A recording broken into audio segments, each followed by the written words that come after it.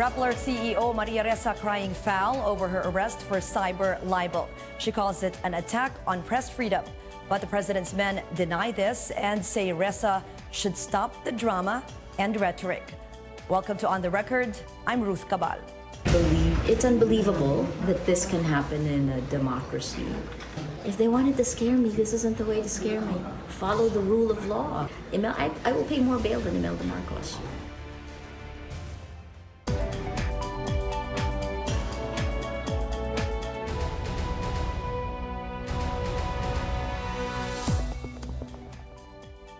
Rappler CEO Maria Ressa says the timing of her arrest was a planned move. She also says NBI agents threatened one of Rappler's reporters, a claim the agents have denied. Our George Cahiles reports. Let me get free. Happy Valentine's. Wow, thank you, NBI, DOJ. I get your message. Despite detention, Rappler CEO Maria Ressa still cracks jokes about her situation. It's Valentine's Day, and an NBI employee dressed as Cupid even gave Ressa a rose after she spent the night detained at the Cybercrime Division of the NBI for a cyber libel case. Ressa says it's a planned move. Have her arrested after office hours for a slimmer chance to post bail before a court. If they wanted to send me a message, the message is clear. It's an abuse of power. It's a weaponization of the law. If we were aware that the case had been filed, we would have surrendered voluntarily. The cyber libel case filed against Maria Ressa and former staff Reynaldo Santos stemmed from a complaint from businessman Wilfredo King about a Rappler story in 2012 which tackled the alleged connection of King with former Chief Justice Renato Corona. Last year, the NBI junked King's complaint, but a week after, they changed their minds and filed the cyber libel case.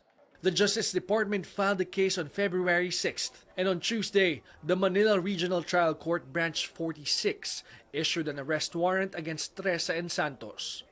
The NBI insists they do not have the intention to detain Ressa. Yung first opportunity namin na ma-implement, na ma-serve yung warrant of arrest, doon namin ginawa. Pumunta kami doon sa office niya, it just so happened na nandun siya. That's why, isinerve na namin yung warrant of arrest. Kung wala siya doon, babalik na naman kami kinabukasan. It was not our intention na sabi natin hindi makapagpiyansa. As Ressa's legal team attempted to post 100,000 peso bail early morning Thursday, the judge required Ressa's presence. That's why she had to travel from the NBI to the court. And after an hour of processing, Ressa stepped out of the court carrying her release order. This isn't just about me, and it's not just about Rappler. The message that the government is sending is very clear, and someone actually told our reporter this last night: be silent or you're next. When I look back a decade from now, I want to make sure that I have done all I can. We will not duck, we will not hide, we will hold the line. Ressa's legal team says her cyber libel case has an implication to free press. The Justice Department insists that the prescriptive period for cyber libel is 12 years after publication. But Ressa's legal team says it must only be a year. With the position taken by the DOJ, anything you publish between now and 2012 is open for potential lawsuit. So there could be cases that other lawyers would have said, oh, you can't file that case anymore because the 1-year period has lapsed. Now those lawyers can say, look, the DOJ said it's 12 years, and now we can file the cyber libel cases. Why? Oh, really? They're also studying the incident at the Rappler office when NBI agents were arresting Ressa. A video of a Rappler reporter shows a supposed NBI agent tried to stop them from taking videos of the arrest. Makikita mo, naka-live stream nga siya, di ba? Naka-live feed. So wala talagang effort na ganun. Walang logic, bakit naman namin gagawin? Meantime, Ressa's lawyer plans to file a motion to nullify the cyber libel case as soon as they can. George Cahiles, CNN Philippines. Our guests for this episode, Virgel Santos, chairperson of the Center for Media Freedom and Responsibility. And later on the phone, we also speak to presidential spokesperson and chief legal counsel Sal Panelo. Good evening, Virgel. Good evening, Ruth. So, Thanks for having me. yes, there you go. Maria Ressa is saying it's more than just cyber libel. 2 points, abuse of power and weaponization of the law. What do you think of this? Oh, definitely. I mean, the style in which Maria was arrested by itself, that was ambush. And very much in keeping with the character of this high-handed regime. You know, by being served a warrant late in the day, past court business hours, she was denied a basic right, the right to bail, and therefore had to spend the night in detention. I mean, why do that at all? I mean, this is just a case of libel, and libel is not considered such a major crime for one thing. In fact, there is a move to decriminalize libel precisely because libel is thought to be harsher a law than a law regarding press freedom should be. You know, you already mentioned it's about press freedom. Some Yes. other groups are saying it's an attack against press Yes. freedom. So this is more than just that cyber libel case. Yes, it's more than this. It's about despotism. It's about, this should be taken in the context of the president's express aim to put the whole nation under an authoritarian regime. I mean, he says it all the time. And naturally, when you start doing that, the first target is the press. And Rappler happens to be one of those media organizations that have been adversarial, in fact, sharply critical of this government. So that is quite clear. You know, libel has always been the favorite weapon of people in power, people of wealth and influence, and people who like to perpetuate their pretensions to ruinable reputation. So in other words, the law benefits only the wealthy, the influential, and the powerful. Yes.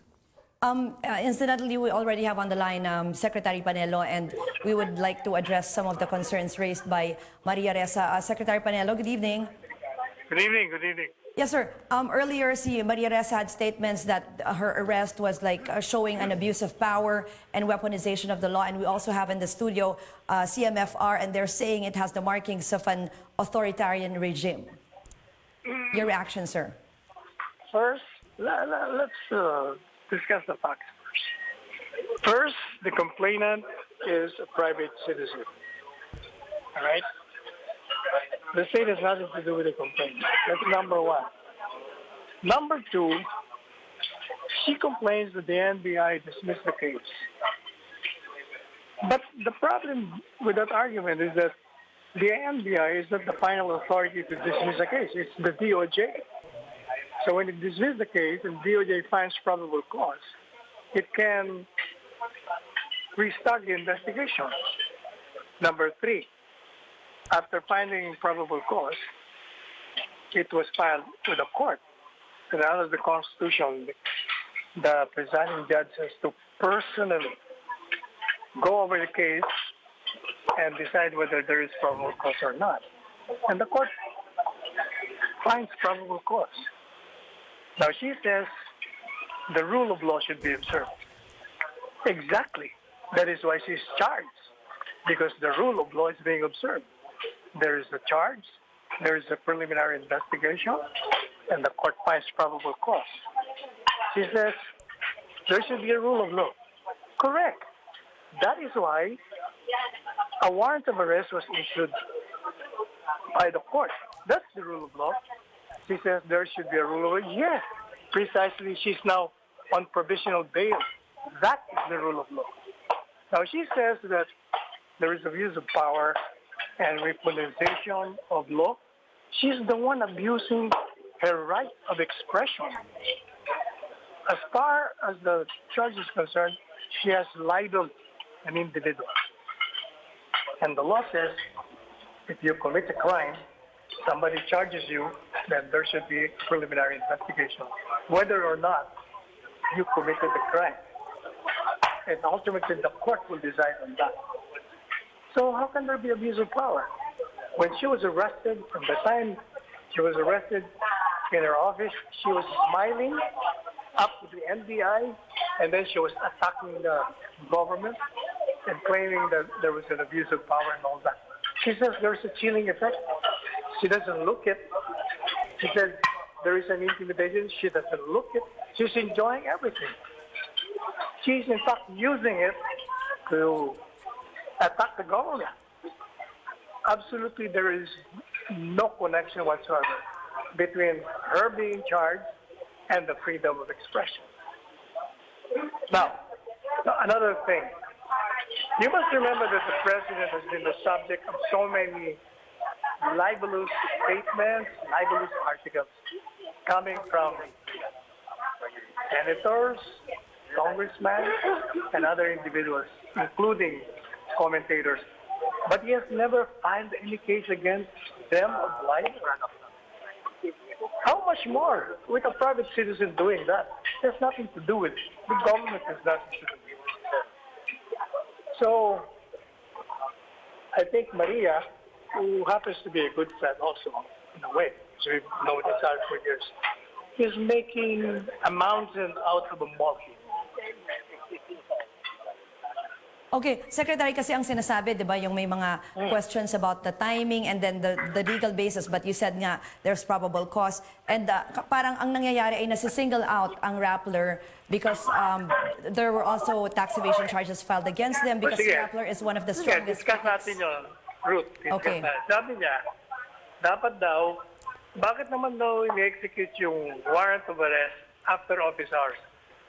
I think what he wants, she wants to be treated differently from the rest of those who are subject for a warrant of arrest.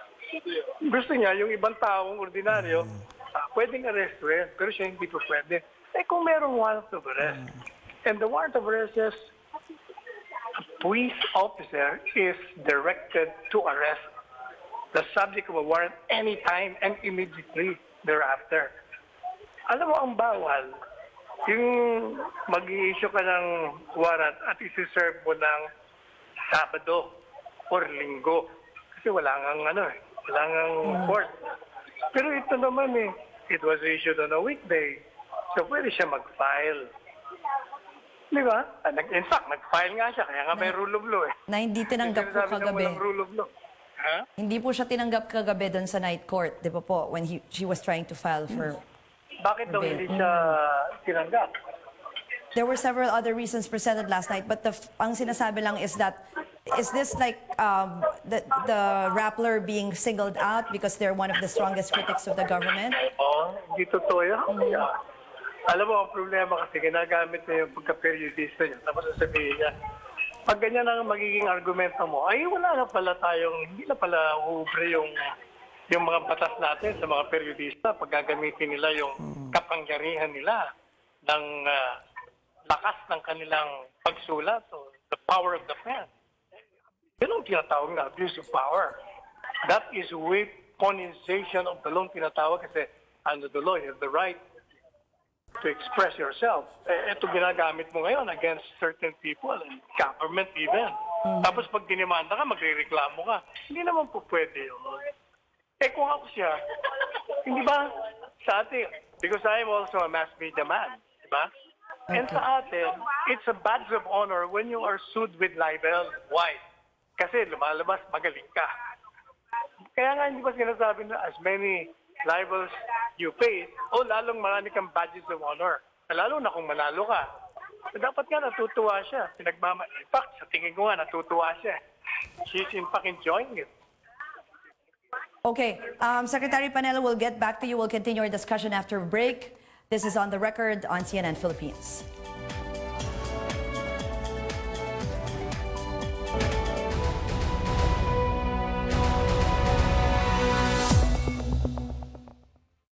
Welcome back to On the Record. Our topic, the arrest of Rappler CEO Maria Ressa and what it means for press freedom in the country. We're talking to Secretary Sal Panelo.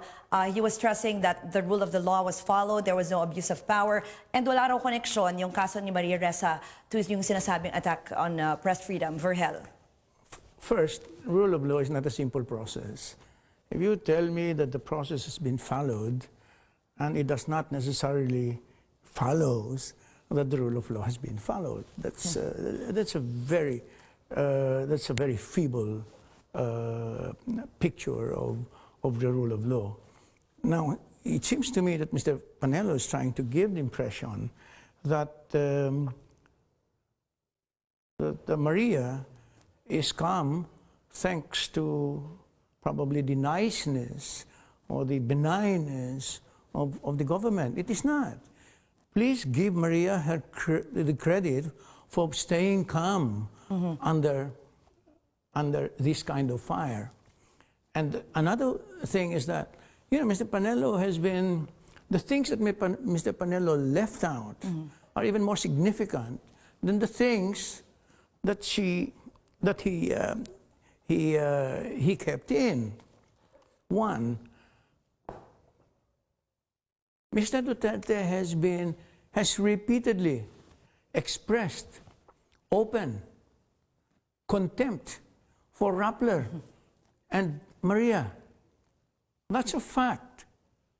Second, Mr. Duterte has not made secret of his ultimate plot to put this nation under martial law. In fact, a third of the nation is already under martial law.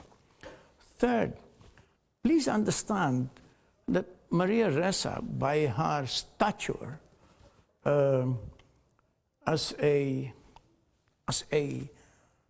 celebrity of a press freedom fighter, the government, with such despotic designs, stand to gain by showing all in sundry that it can subdue her. Because to subdue her is to send a big chill, not only across the profession, but to the detractors across the nation. You know, intimidation. You know, if we can do this to Maria Ressa, we can do this to anyone. This is not a. This seems to me too obvious to be left out. And now you're saying that the whole process is being followed. No. First, if they had any humane discernment, they would not have come at that hour and deny her a basic right. They could have come earlier. They could have come the next day, given the comparatively unserious nature of the supposed offense. And I cannot understand how these things could be ignored, could be missed at all in this whole case. Verhel, I think we have Maria Ressa with us right now. And Maria, are you there?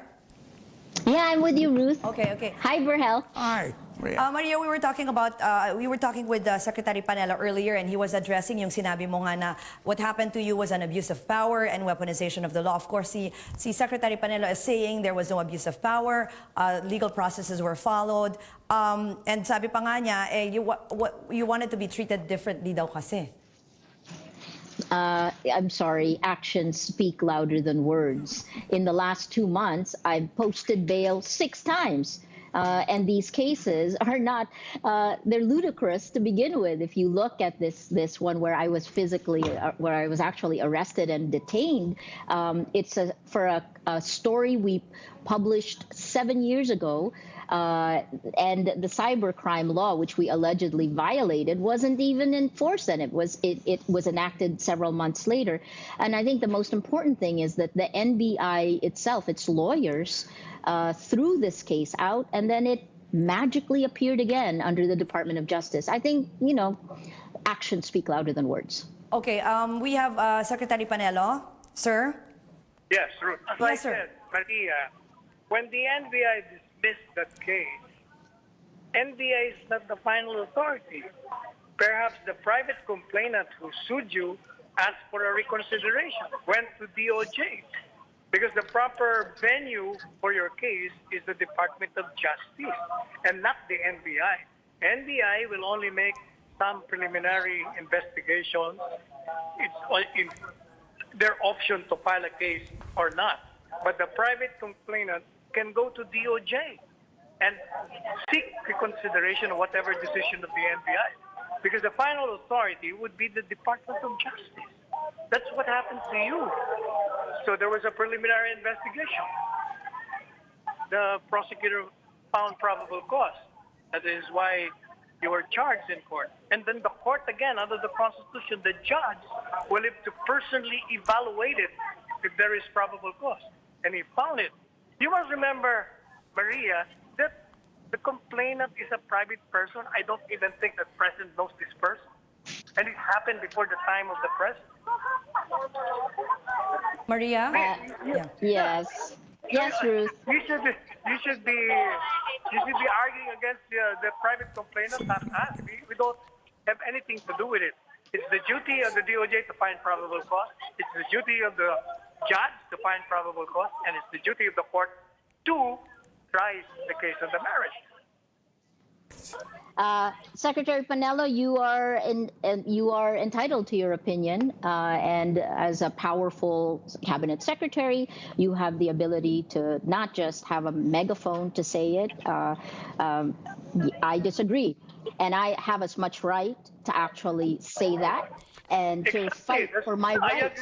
What's happened here is the actual serving of the arrest warrant shows an intent of malice. The officers had 10 days to actually serve it. They didn't have to serve it after court was closed yesterday. They did not have to detain me. In fact, that's an infraction of my rights. This case that is ludicrous to begin with is actually a case where I have the right to bail. It's not debatable. I have the right to bail. Yeah. I will submit myself to the rule of law, but what's very clear here is the abuse of power and the weaponization of the law against perceived enemies. I'm not your enemy, Secretary Panelo. I am a journalist doing my job. No, you're not my enemy. You know, Maria, you want that the warrant of arrest be served to you the day after it was issued.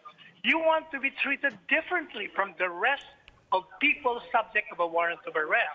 The warrant of arrest says any peace officer or police officer has to effect the arrest immediately after its issuance.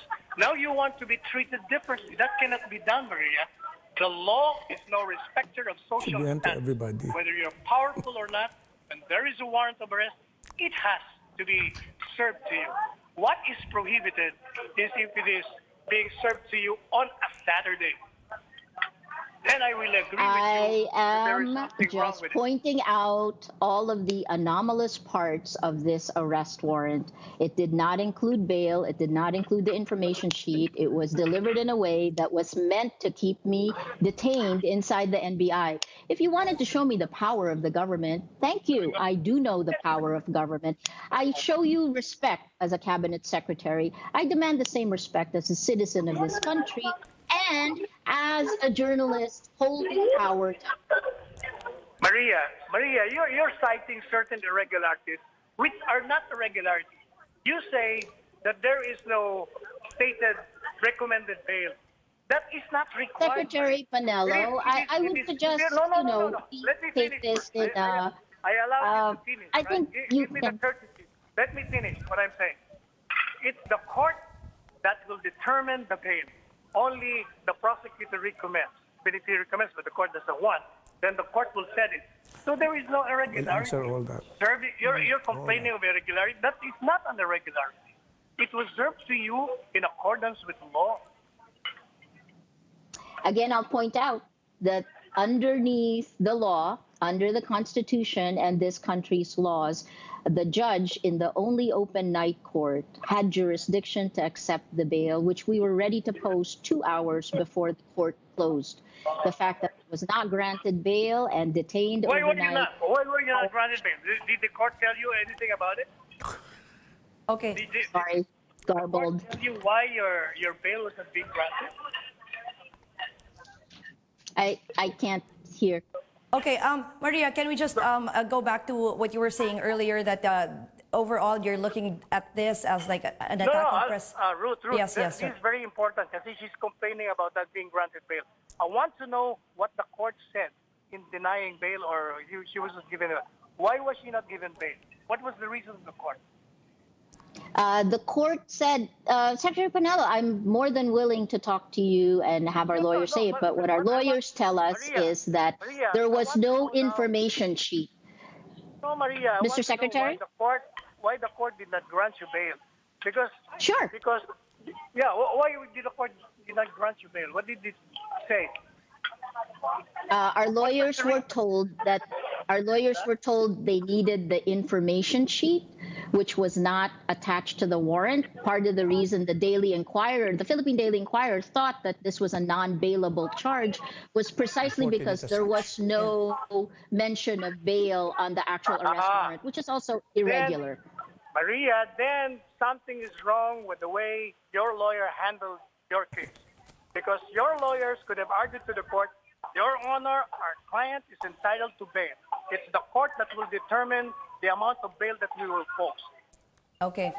They did, sir. Yung mga abogado mo pala yung Secretary Panelo and Maria, looks like we can still, there's still a long way to go for a battle in court and the other legalities. And so we just ask a few words na lang again from Maria before we let you go, Maria. Yes. Yes, okay. Well, thank you for listening to me, and thank you for covering the story. With great respect to Secretary Panelo, he is entitled to his opinion. I'm entitled to mine. And my own personal experience shows me exactly the position I've taken. I have nothing against the government. I'm not anti-Duterte. In fact, President Duterte, most likely also, we helped in his election through our own coverage of it, right? We should be working for the same cause, which is to make democracy stronger in this country. But my own experience, again, it is not normal to be posting bail 6 times within 2 months. It does not scare me. It is not going to stop Rappler from reporting. We'll continue to ask the tough questions. And part of this is, I hope, Ruth, as with CNN Philippines, this is the time when it's important for journalists to do their jobs. This is the time when the checks and balances of government should kick in. We want to make sure our democracy flourishes and gets better, not gets worse. Thanks so much, Ruth. Thank you. And Secretary Panelo, sir. Yes. Well, this is my message to Maria. Maria, Go ahead, sir. the procedure in your case was followed to the letter, in fact. If you felt that it was not, then you have legal remedies. You can always ask for a reconsideration. You can file. Your lawyers know how to handle that case. But you cannot be blaming the government for perceived irregularities, which are not irregularities. Okay, thank you very much, Secretary Panelo, and our guest here in the studio, Vergel.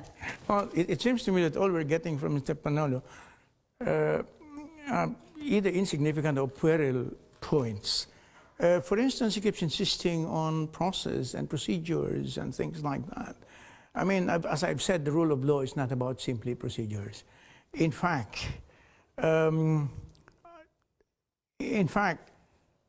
what Mr. Panelo did not all discuss is a sense of fairness. Mm-hmm.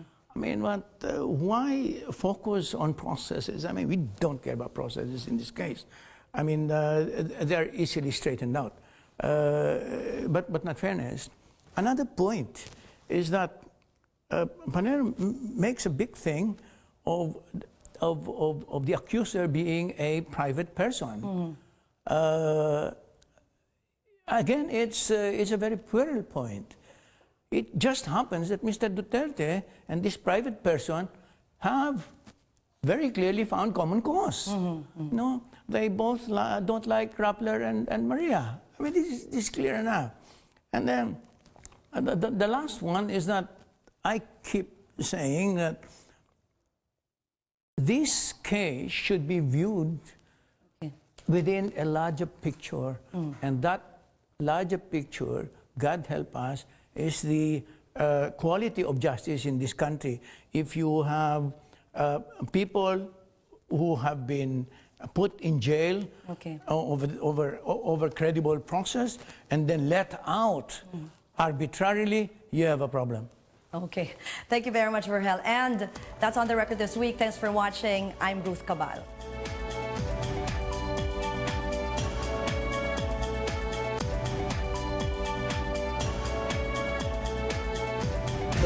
It's unbelievable that this can happen in a democracy. If they wanted to scare me, this isn't the way to scare me. Follow the rule of law. I will pay more bail than Imelda Marcos.